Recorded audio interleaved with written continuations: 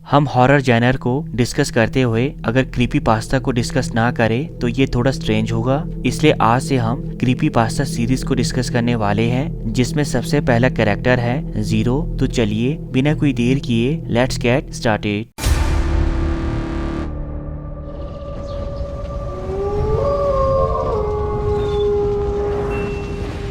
Zero की story शुरू होती है एलिस नाम की एक यंग गर्ल से, जिसकी ग्रीन आईज और कैंडी कलर्ड हेयर थे। वो बहुत ही ज्यादा स्वीट और इंटेलिजेंट थी, पर बहुत ज्यादा शाय थी, जिसके कोई फ्रेंड्स नहीं थे। कोई भी फ्रेंड्स ना होने के कारण एलिस बहुत ज्यादा इमेजिनेशन में खोई रहती थी। इसलिए उसने इमेजिनरी फ्रेंड्स को क्रिएट करना शुरू कर दिया और उन्हीं फ्रेंड्स में से एक फ्रेंड उसके लिए बहुत स्पेशल हो गई और वो थी जीरो। जीरो के उसके लाइफ में आने से पहले एलिस बहुत सैड हुआ करती थी, पर उसके आते ही वो एलिस की बेस्ट फ्रेंड बन गई, जो उसे हमेशा प्रोटेक्ट करती थी। जीरो एलिस के सामने black sweater, black and white strip gloves, socks और ब्राउन बूट्स में अपीयर होती थी, जिसके आंखों के आसपास बड़े बड़े काले घेरे होते थे। एलिस हमेशा ही जीरो से बातें करती थी, उससे खेलती रहती थी, जिसे देखकर उसके पेरेंट्स परेशान हो गए, क्योंकि एलिस के मुताबिक तो वहाँ जीरो प्रेजेंट होती थी, पर असल में वहाँ कोई प्रेजेंट नहीं होता था। और एक दिन जब एलिस घास पर बैठकर सनलाइट को एंजॉय कर रही थी, तो अचानक उसने अपनी बॉडी में एक स्ट्रेंज सेंसेशन को फील किया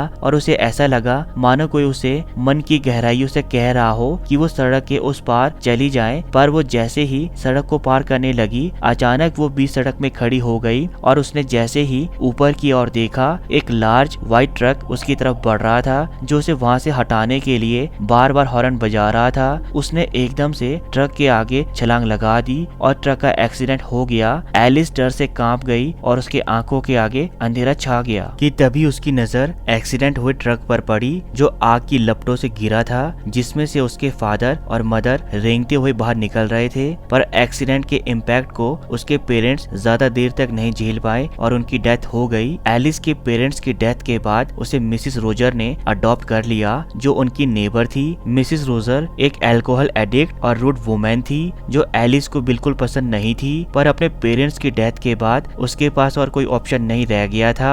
अब एलिस भी धीरे धीरे बड़ी होने लगी और उसके इमेजिनरी फ्रेंड्स गायब होने लगे। मिसिस रोजर्स दिन पर दिन एलिस के लिए और क्रूर होती गई और वो उसे घर के काम करवाने लगी, उसे टॉर्चर करने लगी, जिसके स्कार्स उसकी बॉडी पर भी दिखने लगे। अपने इन स्कार्स को सबसे छुपाने के लिए एलिस एक दिन जंगल के रास्ते से स्कूल जाने लगी कि तभी वो पत्थर में ठोकर लगने से गिर गई, जिससे कुछ लड़के देखकर जोर जोर कर हंसने लगे। उन्हें अपने ऊपर हंसता हुआ देखकर एलिस गुस्से से पागल हो गई और पागलों की तरह उन लड़कों को मारने लगी कि तभी उसकी क्लासमेट ने उसे आवाज लगाई कि वो क्या कर रही है, और वो रुक गई। उसके सामने अब खून से लथपथ बच्चे पड़े थे, जिन्हें इस हालत में देखकर वो डर से कांप गई। उसे विश्वास ही नहीं हो रहा था कि ये सब उसने किया, इसलिए वो डर से कांप गई और वहाँ से भागकर घर चली गई। घर जाने पर जब वॉशरूम में वो मिरर के आगे खड़ी हुई, तो वो आज की घटना को लेकर खुद से सवाल करने लगी कि तभी उसकी रिफ्लेक्शन ने जवाब दिया कि ये सब एलिस नहीं बल्कि वो कर रही है ताकि वो उसे प्रोटेक्ट कर सके।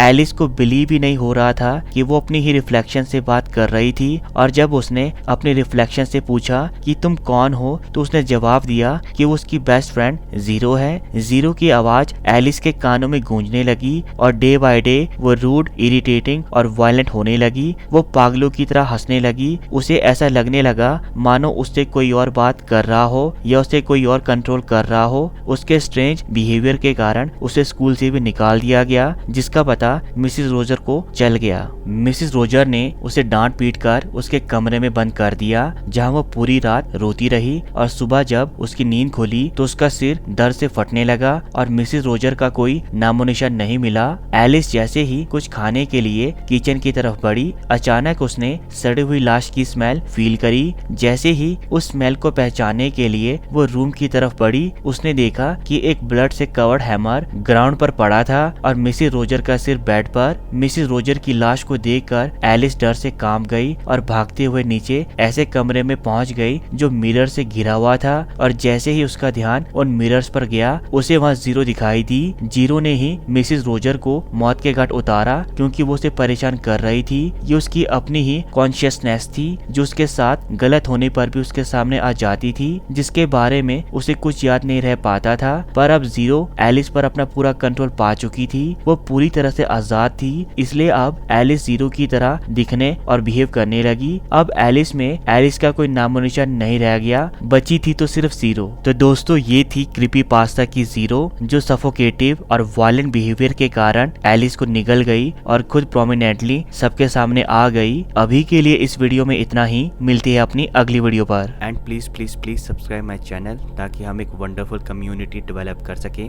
तब तक के लिए गुड बाय, मिलते हैं अपने नेक्स्ट वीडियो में।